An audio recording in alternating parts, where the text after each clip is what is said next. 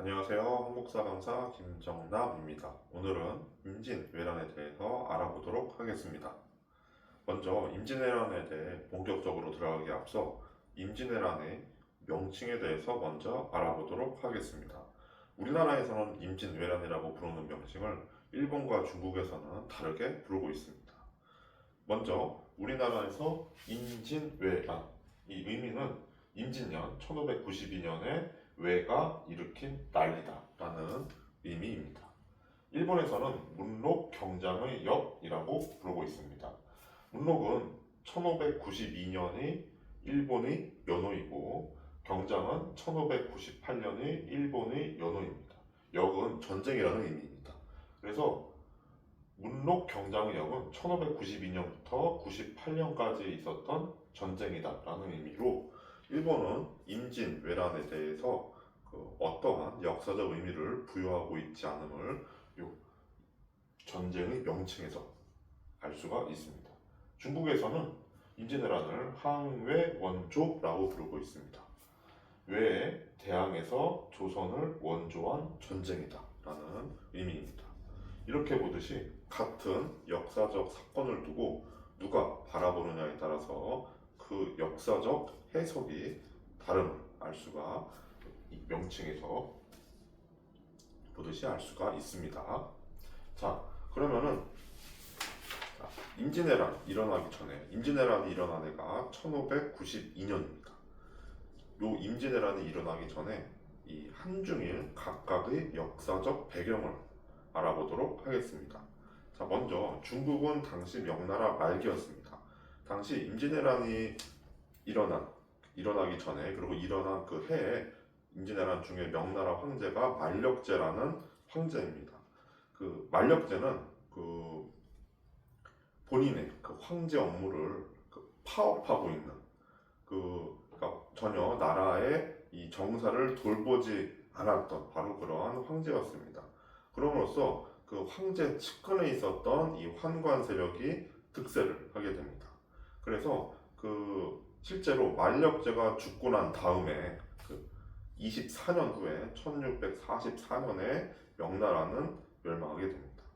그리고 여기 한 가지 더 추가해서 말씀드릴 게 있는데 우리가 흔히 만주족이 세운 청나라에 의해서 명나라가 망했다고 이제 알고 계신 분들이 많이 있는데 명나라는 명나라 내부에서 일어난 농민 반란인 이자성의 난에 의해서 먼저 멸망을 하고 그리고 그 이후에 청나라가 만리장성을 넘어와서 중원을 평정하게 되면서 다시 중국을 통일하게 되는 것입니다.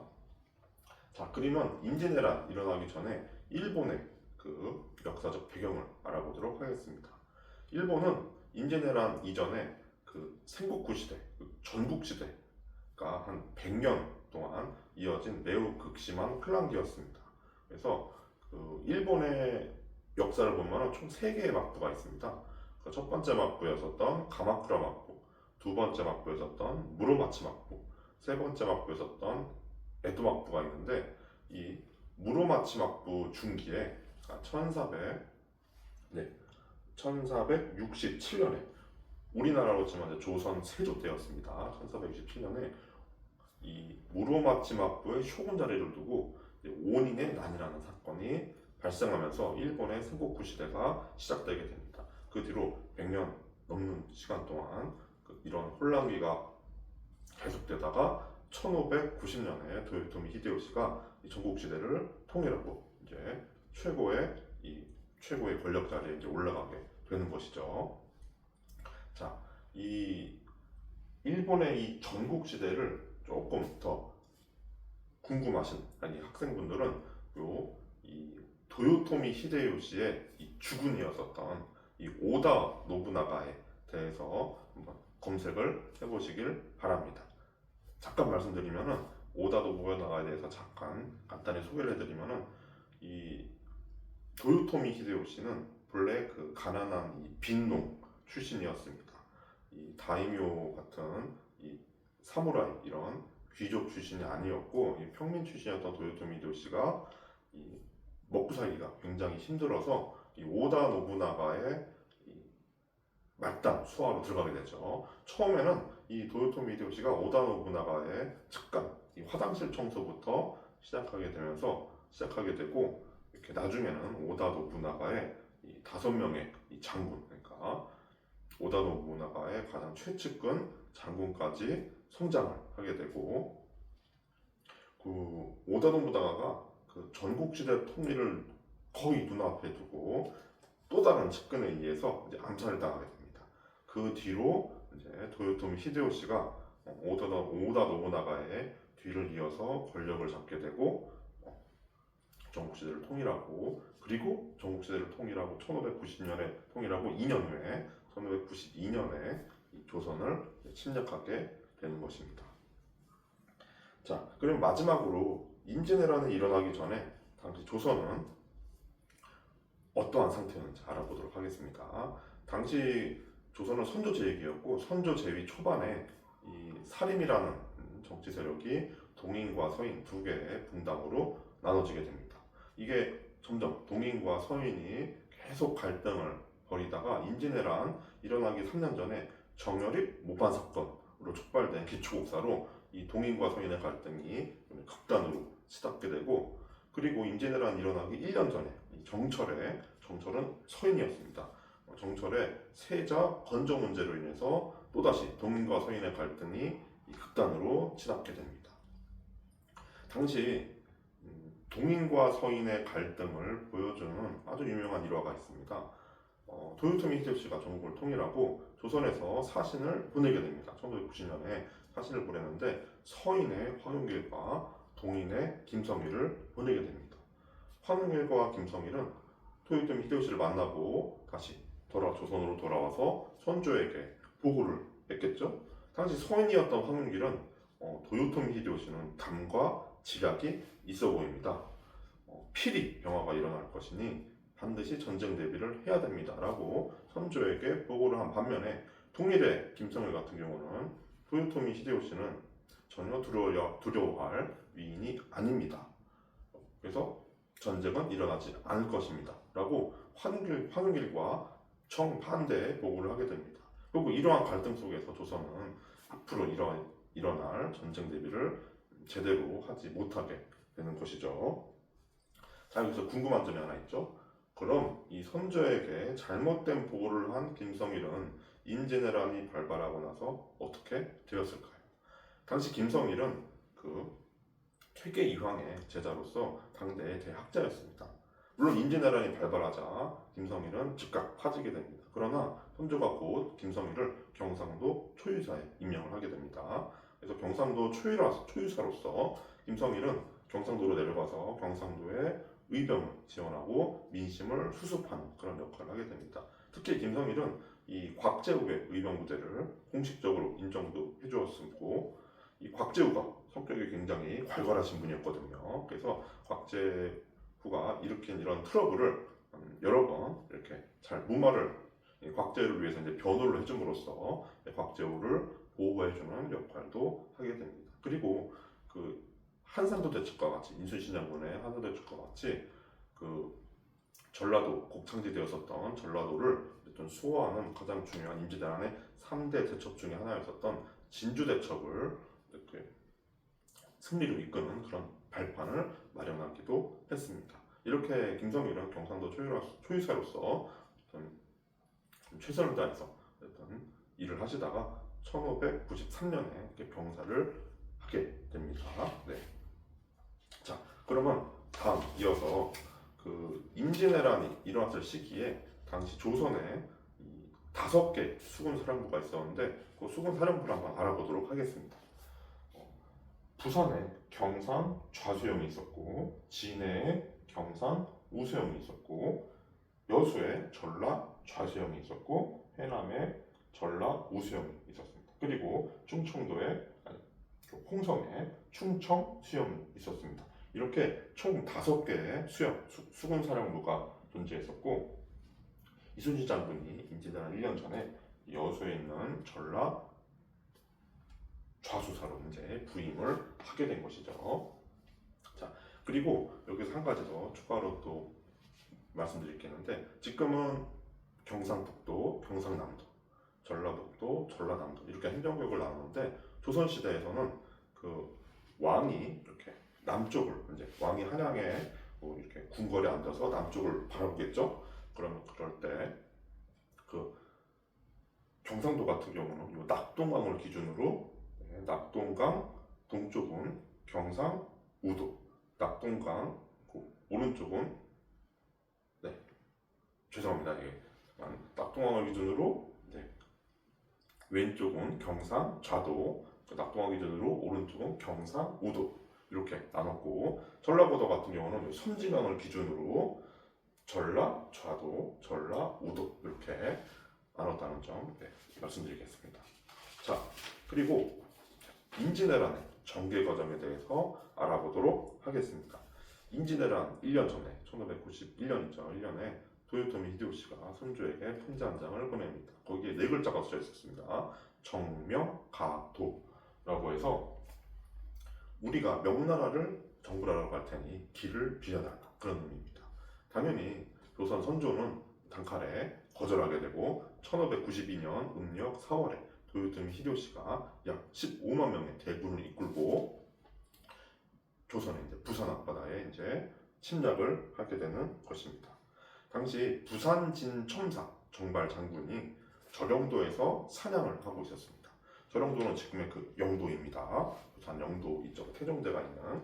그래서 저령도에서 사냥을 하고 있었던 정발이 눈앞에 수백 척의 일본 그 전함을 보게 된 것이죠. 서둘러 정발은 부산 진성에 들어가서 항전 태세를 갖추는데 이 전투가 시작된 지 얼마 안 되고 정발 장군은 전사를 하게 되고 부산 진성도 함락되게 됩니다. 그리고 부산 진성에서 조금 북쪽으로 올라가면 동래성이 있었습니다. 당시 동래부사 송상현도 일본군을 맞서서 열심히 분전하나 결국 전사하게 됩니다. 이렇게 파죽지세로 일본은 부산을 함락하게 되고 점점 한양을 향해서 진격을 하게 됩니다. 여기에서 일본군이 그 충주에서 당시 조선의 최고 명장이라고 불리는 신립과 큰 전투를 벌이게 됩니다. 자, 이 신립장군 같은 경우는 그 주로 이 북방에서 지금 함경도나 평안도 같은 북방에서 여진족을 상대로 수많은 승리를 거둬서 당대의 최고의 명장이었습니다. 그리고 선조 임금과는 이 사돈관계를 맺고 있었죠. 그래서 선조는 신립을 충주로 내려보내서 신립이 일본군을 막아주기를 굳게 믿고 있었죠. 그렇지만 이 신립 장군이 이 천의 요새인 조령, 지금 이 문경세제, 이 조령을 버리고 이 충주 탄근대 앞에 배수진을 치게 됩니다. 그래서 이 충주 탄근대 앞에서 일본군을 맞서서 전투를 벌이게 되는데 여기에서 조선군은 일본군에 의해 전멸하게 되고 신립도 자결로서 생을 마치게 됩니다. 이 충주 전투에서 패했다는 소식을 들은 선조는 한양을 버리고 개성, 평양을 거쳐서 조선의 최북단인 압록강 하류에 있는 의주까지 피난을 가게 됩니다. 선조는 여기 의주로 피난을 가서 그 명나라에게 원군을 요청하게 되고 명나라는 조선의 이 원군 요청을 받아들여서 명나라 원군이 조선에 파병이 되면서 이 임진왜란은 한중일 동아시아 3국 국제연으로 확대가 되는 것입니다. 그리고 선조는 당시 그 세자를 책봉하지 않았는데 이 임진왜란이 발발하자 급하게 자신의 둘째 아들이었었던 광해군을 서둘러서 세자로 책봉을 하게 되고 그리고 조정을 두 개로 나눕니다. 선조가 있는 곳을 원조정, 그리고 세자 광해군이 이끄는 것을 분조라고 해서 이 세자 광해군은 이 분조를 이끌면서 이쪽 함경도, 강원도, 황해도 이쪽을 돌아다니면서 민심을 수습하고 의병을 지원하는 그런 어떤 활동을 하게 되었습니다. 자, 그러면 우리가 임진왜란에서 빼놓을 수 없는 인물이 한 분 계시죠? 바로 이순신 이순신 장군입니다. 이순신 장군에 대해 상세하게 한번 알아보도록 하겠습니다. 자, 먼저 이순신 장군은 이 문과 출신이 아닌 무과 출신입니다. 무과 출신이고 조선의 이 코어 엘리트는 아니다라고 보시면 되겠습니다. 그 당시 정삼품, 조선의 품계가 총 18개의 품계가 있죠. 정일품, 종일품, 그리고 이제 정이품, 종이품 쭉 내려가서 정구품, 종구품까지 총 18개의 품계가 있는데 거기서 정삼품 이상을 당상관이라고 부릅니다. 그래서 이 정삼품 당상관 이상의 거의 대부분은 거의 문과 출신이었습니다. 그래서 아마 그 이순신 장군이 그 임진왜란이 일어나지 않았다면은 아마 정삼품 당상관을 뛰어넘는 그런 고위직에 올라가기는 쉽지 않았을 거고 아마 이런 평범한 군관으로서 아마 일생을 마쳤을 겁니다. 그렇지만 임진왜란이 발발했고 이순신 장군은 구국의 영웅이 되게 되죠. 어떻게 보면 이순신 장군은 임진왜란 7년을 위해서 산 사람이라고 봐도 무방합니다. 자, 임진왜란 일어나기 1년 전 47세의 이순신은 그 유성룡의 청거를 받아서, 유성룡은 당시 남인의 영수였습니다. 유성룡의 청거를 받아서 전라 좌도 수군 절도사, 줄여서 전라 좌수사로 임명이 되게 됩니다. 전라 좌수사는 정삼품 당상관 자리입니다. 그래서 임진왜란 1년 전에 여수의 전라 좌수영이 전라 좌도 수군 절도사로 부임한 이순신 장군은 그 수군 전력 강화에 굉장히 심혈을 기울이게 되죠. 이순신 장군의 이 군 커리어를 보면은 그 사실 수군 경력은 거의 없습니다. 거의 없었고 거의 함경도에서 그 여진족과 싸우는 육군의 경력이 거의 대부분이었습니다. 그럼에도 불구하고 이순신 장군은 전라 좌수사로 부임하자마자 어쨌든 수군 재건에 굉장히 심혈을 기울였고, 그리고 이러한 가운데서 거북선 건조도 이루어지게 되는 것이죠. 이 거북선은 정말 타이밍이 기가 막힌 게 임진왜란 발발 한 달 전에 완성이 되게 되는 것이죠. 자, 임진왜란 다시 처음 발발했을 그 당시로 돌아가 보도록 하겠습니다. 1592년 음력 4월 13일에 고니시 유키나카의 1군이 부산포로 침략을 하게 되고, 일본은 파죽지세로 어쨌든 올라가서 이 한양을 단 20일 만에 함락을 하게 됩니다. 선조는 한양을 버리고 몽진을 가게 되는 거죠. 의주까지. 그래서 몽진은 그 먼지를 뒤집어 쓰다라는 의미입니다. 그래서 당시 그 부산포에 있었던 그 경상 좌수사 박홍은 이 동래성 전투에 같이 참전을 했다가 패하고 나중에 한양으로 퇴각을 하게 되고, 이 진해에 있었던 경상 오수사 원규는 판옥선 3척을 남겨놓고 나머지 판옥선은 다 차침을 시킵니다. 그리고 이순신이 있는 전라 좌수영으로 도망을 오게 됩니다. 어떻게 보면 이순신 장군은 하루아침에 나라의 운명을 짊어지게 된 굉장히 고독한 그런 상태였었죠. 이 부산에서 한양까지 그 일본군이 파죽지세로 올라갈 수 있었던 그 무기가 하나 있습니다. 그게 바로 우리가 이제 흔히 조총으로 불리는 화승총입니다. 정식 명칭은 화승총입니다. 이 하늘에 새를 잡을 수 있다고 해서 이제 조총으로 많이 불렸는데, 이 화승총에 대해서 조금 상세히 알아보도록 하겠습니다. 임진왜란이 일어나기 50년 전 1543년에 그 일본 큐슈섬 제일 남쪽에 가고시마라는 도시가 있는데, 이 가고시마 이 앞바다에 그 타네가 섬이 있습니다. 이 타네가 섬에 1543년에 포르투갈 상인이 표착을 하게 됩니다. 이러한 과정에서 당시 일본인들이 포르투갈 상인으로부터 이 화승총을 처음으로 얻게 되고, 요거를 일본 사람들이 좀 업그레이드 시켜가지고 사거리도 늘리고 좀 파워도 더 향상을 시키게 되는 거죠. 당시 일본은 한창 전국시대 중이었었죠. 이 화승총에 유럽으로부터 화성총을 전래받은 일본은 이걸로 이 화성총으로 인해서 이 전쟁 전술 방식이 완전히 바뀌게 됩니다. 그 전에는 이 기마전 위주의 전쟁 전투였다면은 이 화성총이 전래된 이후부터는 이제 누가 더 화성총을 많이 갖고 있느냐가 이제 전쟁의 승패를 좌우하게 되는 것이죠.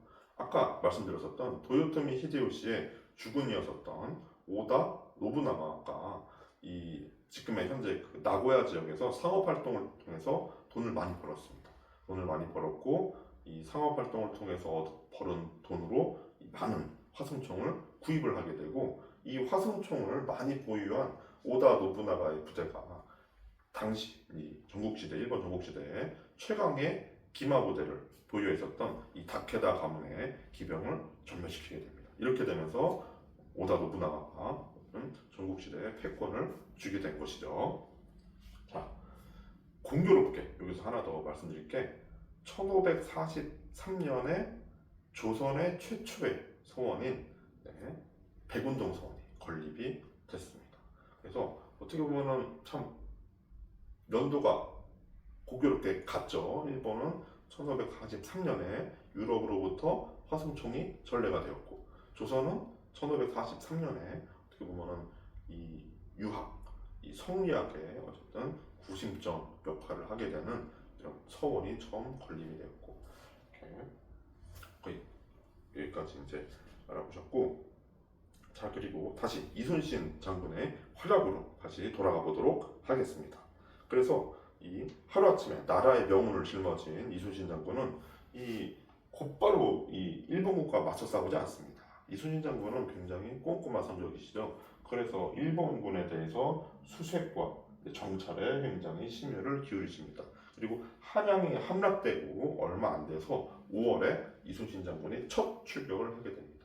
그래서 지금의 거제도 옥포, 그래서 지금 그 옥포에 가면 거제도 옥포에 가면은 큰 조선소가 있죠. 바로 그 자리입니다. 여기에서 일본군과 처음 전투를 벌여서 승리를 거두게 됩니다.